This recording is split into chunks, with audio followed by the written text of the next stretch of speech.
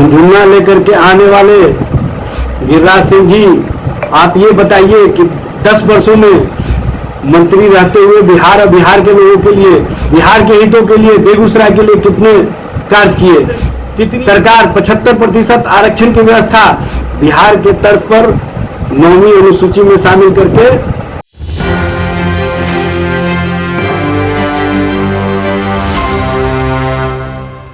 नमस्कार, मैं प्रियाराज और आप देख रहे हैं न्यूज 24। माननीय प्रधानमंत्री नरेंद्र मोदी के तीसरे कार्यकाल में आते ही सियासी हमले तेज हो गए हैं। जी हां, ये कहीं ना कहीं एक साक्षरता को प्रकट करता है। जिस तरह से माननीय प्रधानमंत्री नरेंद्र मोदी बिहार के विकास के बारे में सोचते हैं, बिहार के विकास की बातें करते हैं, ये कहीं ना कहीं मोदी जी इसको लेकर के काफी तत्पर होकर चल रहे हैं। जिस तरह से मोदी जी ने अपने कार्य को संभालते ही एक्सप्रेसवे शुरू कर दी, बिहार एक्सप्रेसवे की बात उन्होंने फाइल करके जारी कर दी। लेकिन उसी बीच जो विपक्ष है उनके ऐसे बयान आते हैं जिसे लेकर के दावा किया जाता है कि मोदी सरकार कुछ नहीं कर पाएंगे। जी हां, अभी आरजेडी के प्रवक्ता इजाज अहमद ने कुछ ऐसी बातें कही है मोदी जी को लेकर कि जो मोदी जी है वो बैसाखी का सहारा ले रहे हैं और बैसाखी का सहारा लेकर वो लंबे समय तक नहीं टिक सकते हैं। तो आइए देखते हैं इस वीडियो में कि क्या कुछ कह रहे इजाज अहमद जी ने। इस बार देश की जनता ने जनादेश में भारतीय जनता पार्टी और नरेंद्र मोदी को बैसाखी का सहारा दिया है और बैसाखी पर चलने वाली भारतीय जनता पार्टी या नरेंद्र मोदी सरकार स्वयं को पहलवान न समझे। जनता और जनता के हितों के लिए आप कितना काम कर रहे हैं ये स्पष्ट कीजिए।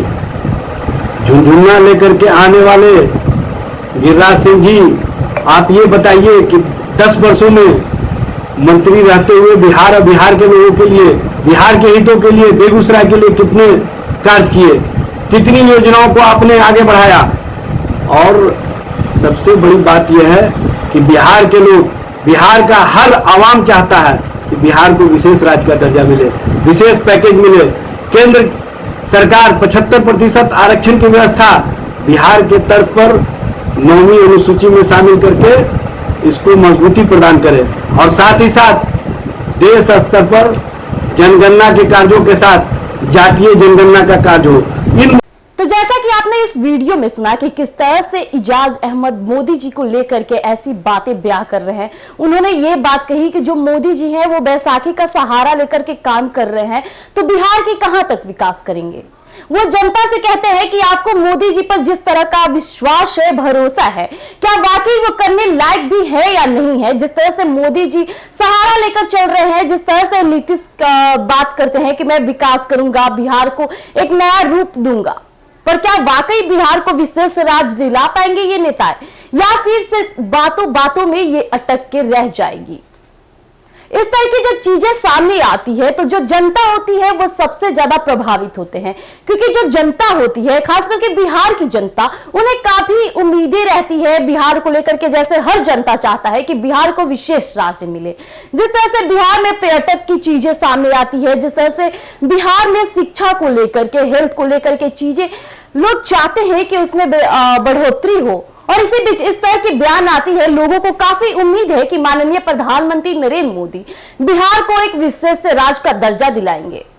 और जब विपक्ष का इस तरह का बयान सामने आता है तो जनता भी तिलमिला उठती है कि क्या कहीं ये बातें सच तो नहीं, क्या वाकई बिहार को विशेष राज्य का दर्जा मिलेगा, या फिर ये सोच दब के रह जाएगी।